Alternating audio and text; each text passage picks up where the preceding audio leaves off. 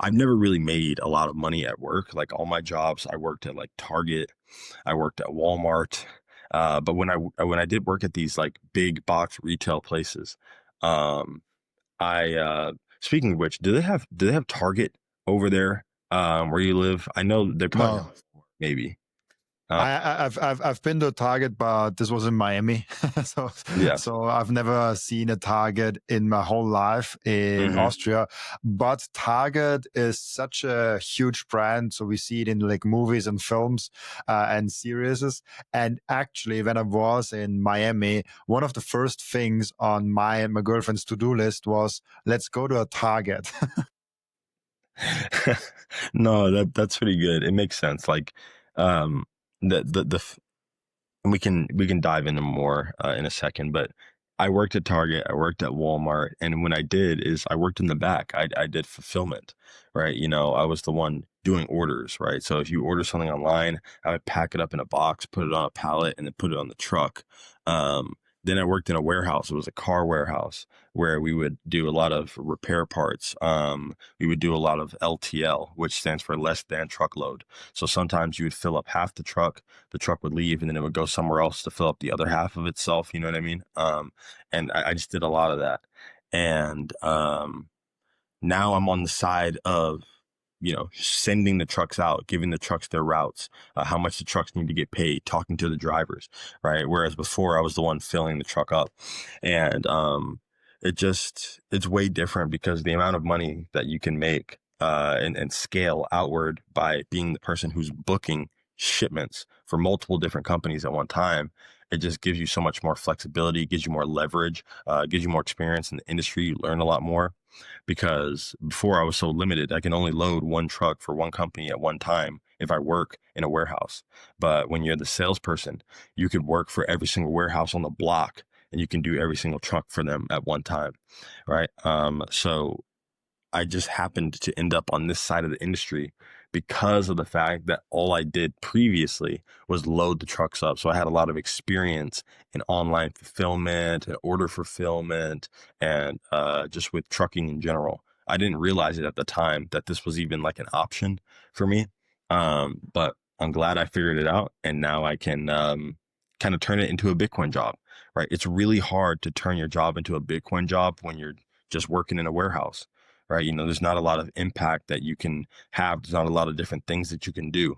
But I was still trying in my own like special way. We had a whiteboard that we would write on every day in the morning at my warehouse, just like what the objectives were and like what everyone was going to be doing for the day. And I was closing the warehouse every single day. And I would erase the whiteboard at the end of the day. And in the morning, when people came in, they would see my message.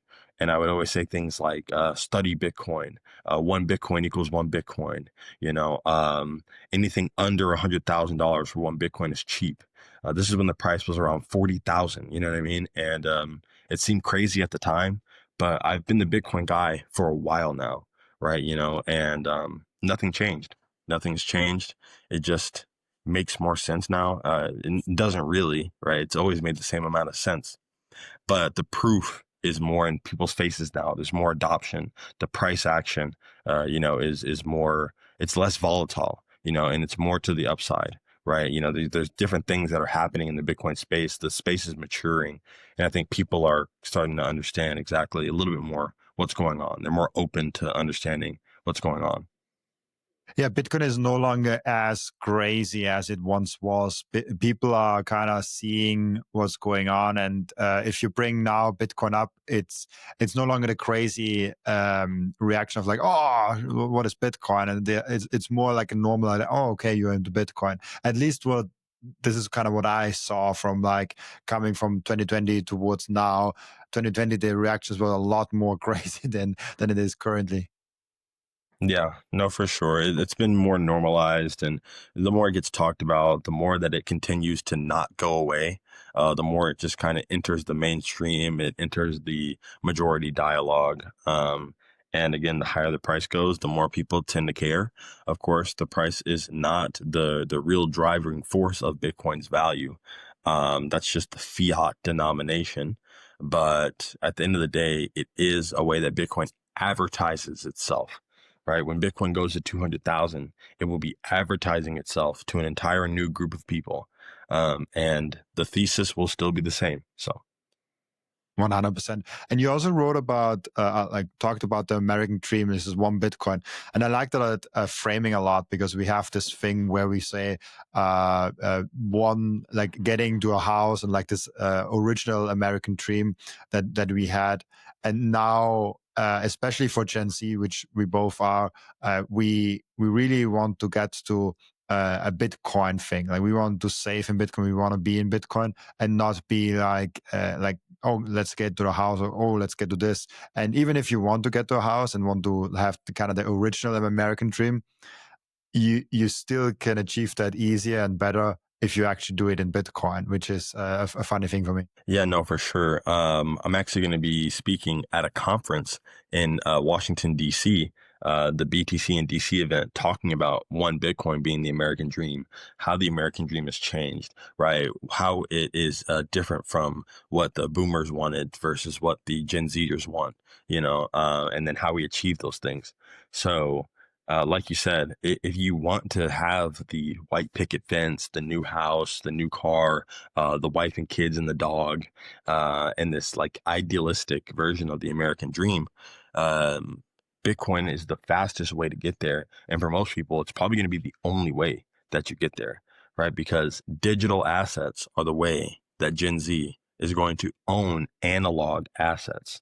So what I mean is, if you want to own that new house, if you want to own that new car, if you want to be able to support your family, maybe not have your wife work all day, so that someone can actually be there to raise your kids and not a stranger raising your kids, right? If you want to be able to sustain your income and do all these different things, Bitcoin would be a good avenue to do that, because your life gets cheaper as you save in Bitcoin, right? Bitcoin is a way to supplement your income, especially as we continue to see fiat debasement take over the monetary policy of like the United States, right? Of every country, right? Every country is facing this great inflation, which means that the house is going up, the food is going up, the price of everything's going up, the price of the child care is going up, the medical care is going up. So how can we combat this, right? If you're working at your job, like I said, if you're in a sales role, sometimes you can scale your income very quickly.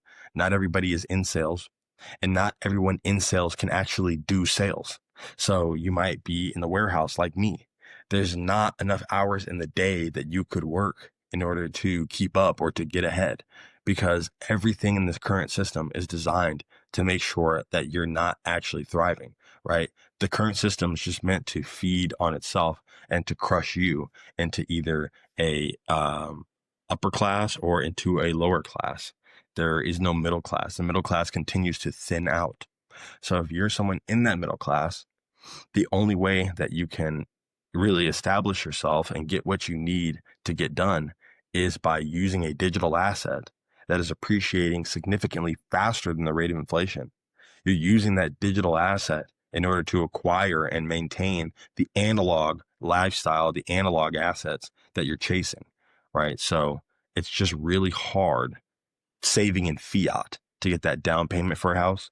But if you're saving in Bitcoin for that down payment, you'll make it there a lot quicker. And I think there's the situation where people aren't people, like, this is a cliche thing to say, but people aren't bullish enough. And what I mean by that is, you still have the opportunity. Like, if you look at what the average wealth in the US is, I think it's about like 200,000, which for the average wealth, people can still buy like more than a Bitcoin.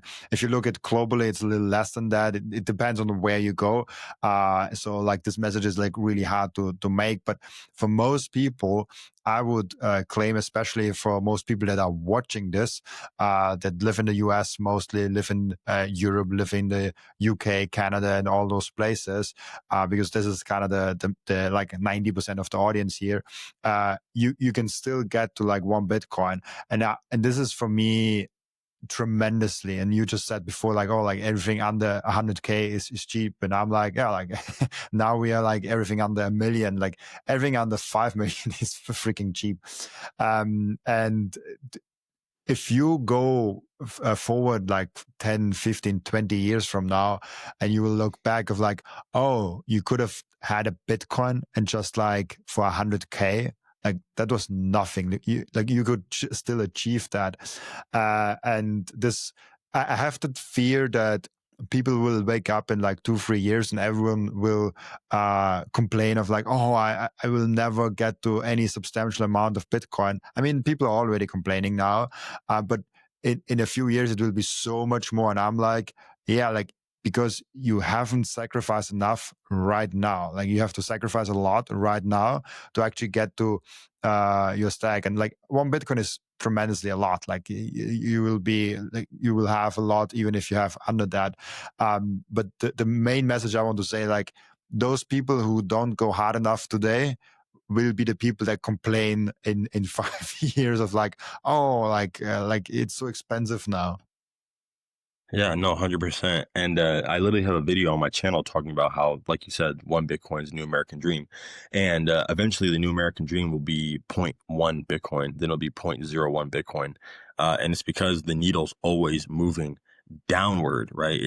The Bitcoin's the only thing where the needle's moving backwards because the value is appreciating so much. You actually don't need all that Bitcoin. 5 years ago, the American dream was, 5 Bitcoins or something, right? Now you don't really need that many. Of course, we want as much as we can, but um, again, you really don't need that many. The new American dream is now 1 Bitcoin, right? The next American dream is zero point 0.1, and they probably won't even say that in 4 years. They're just going to say the new American dream is a million or 10 million satoshis, right? That's what they'll start saying, and it's because again the amount of value that 1 Bitcoin gets you continues to expand so greatly that you can encapsulate everything that you need just with that 1 unit of Bitcoin. So back in the day, you needed 1,000 Bitcoins just to buy a house. Then with 1,000 Bitcoins, 4 years later, 1,000 Bitcoins, you could buy multiple houses and the car. Then another 4 years after that, 1,000 Bitcoins. Now you're talking about buying the whole neighborhood, right? And that's now today. Today with 1,000 Bitcoins, I mean, you really do whatever you want. And then that's going to continue to happen. It's going to continue to expand. So if we extrapolate that out, right, because you have a finite thing, when you have only 1 Bitcoin, people are going to think of you as one, a legend, because you're diamond handed all the way from 100,000 to, multi-million. But it's because you understood, why would I sell my finite thing for the infinite things, right? At the end of the day, for all intensive purposes, houses are infinite, cars are infinite, fiat is infinite, like actually, so it just doesn't really make sense for you to let go of the only thing in the universe that's finite for something that can be printed or made very easily. And of course, some people will say, well, when are you going to buy stuff? How are you going to buy stuff? It's going to get to a point where either one, you can sell such a small amount of Bitcoin for such a huge amount of fiat that it really doesn't matter. Or two, the world is going to transition onto a Bitcoin standard because it doesn't make sense to be using fake money anymore. We can just use real money at that point. People are literally going to be selling their houses for 0.05 Bitcoin. They're going to be begging you 5 million Satoshis for a 2,000 square foot house, and it's going to be like how the boomers today are deciding, I'm not giving up my house unless I'm selling it for $600,000 or whatever it is. And it's not even that big of a house and the area is not that good. That's just the way that real estate has inflated in terms of inflation, right? The values and then the valuations are way through the roof. And they're not budging on those prices, right? The market's not budging on those prices. There's a lot of people who are hoping for a market crash so that way they can afford a house. The crash is not coming, right? If it does crash, it's crashing to the upside, right? Because the currency is being devalued. So if those guys want to sell their house for high, or they want to sell their houses to BlackRock, it's all good. They're going to have to sell their house to me for a very small amount of Bitcoin. It'll be a lot, but it'll be small to me because I've been stacking for so long. So $600,000 house, going to be a 600,000 Satoshi house. And you can buy 600,000 sats for like $800 right now. So It'll be cheap for me, expensive for them. It's super interesting because I think, especially for Gen Z, and I love that you really go down like the Gen Z BTC route. It means so much Bitcoin, because if you think about millennials, they're already talking about how they cannot afford houses and all that things. For Gen Zs, it's like 4x worse. It's like way worse if they don't have Bitcoin. So maybe we can talk a little bit about like what Bitcoin actually means for Gen Z. A lot of people say like, oh, like the millennials, like this is the main thing. But I'm like, actually, like maybe I'm biased because I'm Gen Z, but I'm actually thinking like for Gen Z, Bitcoin is the main, like that's the main Bitcoin generation. That will be the generation that will wake up in a world that is Bitcoin. For Gen Z, they are now 27 years old. The oldest, I think, 28, to what down like 18, 17. I don't know exactly where the borders are. But basically, since they interact with money, they always had Bitcoin as an option, which is fascinating to see. So what do you think is the meaning of Bitcoin towards Gen Z? Like I said, Bitcoin is that digital asset that lets us hold our analog assets. But more importantly, right, Bitcoin is hope. Bitcoin is hope. And that's for all generations, but especially the younger ones, right? Because even though millennials have it bad, you could argue Gen Zers have it worse. And then you could argue that the Gen Alpha that comes after us, they have it even worse. And then the people who aren't even born yet, they have it even worse. And it's because inflation is this compounding invisible effect that keeps getting worse. When people say, well, inflation's only 2%, it's only 3%. Yeah, it's 3% plus every other year before that.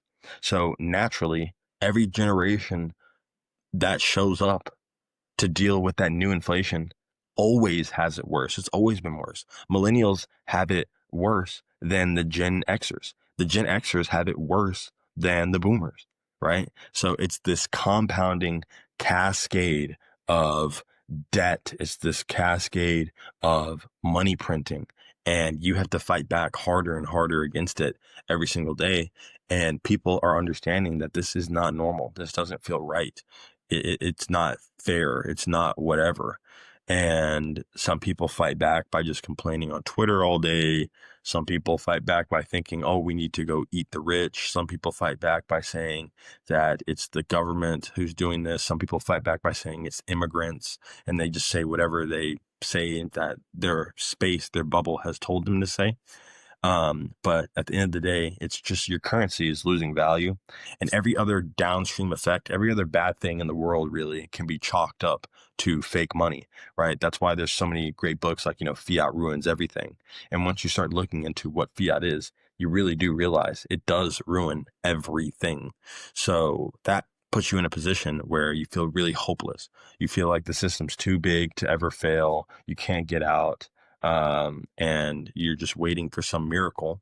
And that's what turns you into a gambler. You start playing the Powerball. You want to win the lottery. You want to do this and that. You start trying to do immoral things just to get a little bit of money to try to scrape by, just for the opportunity to escape the rat race. But Bitcoin is that hope for the future that pretty much guarantees your way out of the current system. And it guarantees your way out of fiat land, out of inflation land, because Bitcoin is designed mathematically to go up forever as long as money is being printed. If they stop printing money, then yeah, Bitcoin's price could stagnate. But guess what? They have to keep printing money. Otherwise, their entire system crumbles, collapses, and goes to zero. So as long as they keep printing money, as long as inflation keeps going, because we live in a debt-based system, we live in an inflationary monetary system. By design, Bitcoin's going to go up forever, and it's going to go up faster than the rate of inflation. So you're going to be getting richer forever. All right. As soon as we get off of a fiat standard, as soon as we get off of an inflationary standard, what other standard are they going to go to? They're going to go to a Bitcoin standard. So Bitcoin is hope for the future. Bitcoin is your way out of the matrix, so to speak. And for all the people who think that that's still gibberish, or it's just hope, it's just cope, it's just dreams, it's just fantasy, I guess we'll just have to wait and see. But it's happening every single day right in front of you. You just have to be willing to look. Thank you for watching this video. This was only a snippet of the podcast. And if you want to watch the full episode and get all of the context of this episode, you can click right here or here. Oh, maybe also here.